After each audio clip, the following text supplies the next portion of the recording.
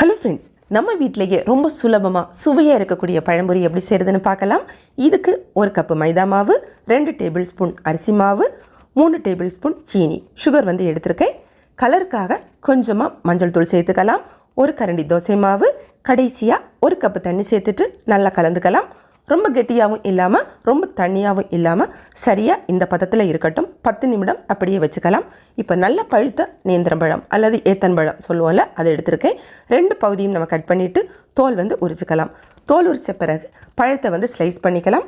பெரிய பழமாக இருந்ததுன்னா ஒரு பழத்தை 3 ஸ்லைஸ் பண்ணிக்கலாம்.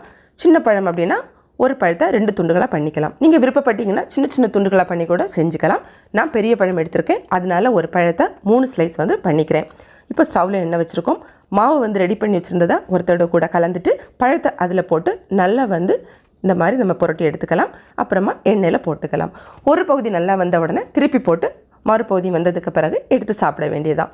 இது எடுக்கும்போது பார்த்தீங்கன்னா இது ரெண்டும் ஒட்டி பிறந்த 2 குழந்தை மாதிரி வரவே இல்லை. 2 பேரும் சேர்ந்தே இருக்காங்க. நானும் ரொம்ப ட்ரை பண்ணி தான் அவங்கள பிரிச்சிருக்கேன். ஃபஸ்ட்டு அந்த பீஸ் போடும்போது அந்த பாத்திரத்தில் சைடில் ஒட்டிக்கிச்சு. அதான் கொஞ்சம் ஓவர் குக் ஆகிருக்கு, பரவாயில்ல. இப்போ எண்ணெய் வடிகிறதுக்காக வச்சதுக்கப்புறமா 2வது பேட்ச் நான் எடுத்து போட்டிருக்கேன். இப்போ எண்ணெய் வடிஞ்சதுக்கு பிறகு பிளேட்டில் வச்சாச்சு. 2வது பேட்ச் நமக்கு ரெடி ஆகிட்டு இருக்கு. இதுவுமே ஒரு பகுதி வந்ததுக்கு பிறகு திருப்பி போட்டுக்கலாம். அதுக்கப்புறமா நம்ம எடுத்து சாப்பிட வேண்டியதான். ரொம்ப சுவையாக இருக்கும். ரெடி ஆகிடுச்சு. எண்ணெய் வடிகிறதுக்கு வச்சதுக்கு பிறகு பிளேட்டில் வச்சுக்கலாம்.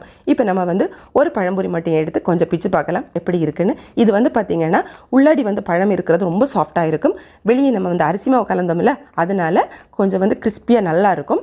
அதே மாதிரி தோசை மாவு கலந்ததுனால இனிப்பு சுவையும் கொஞ்சமாக ஒரு புளிப்பு சுவையும் கலந்து ரொம்ப ரொம்ப சுவையாக இருக்கும். கட்டாயமாக உங்கள் வீட்டில் ட்ரை பண்ணி பாருங்கள். ரொம்ப சுலபமாக செஞ்சுக்கலாம். இந்த வீடியோ உங்களுக்கு பிடிச்சிருந்தா லைக் பண்ணுங்கள், உங்கள் ஃப்ரெண்ட்ஸ்க்கு ஷேர் பண்ணிக்கோங்க. தேங்க்ஸ் ஃபார் வாட்சிங். நன்றி, வணக்கம்.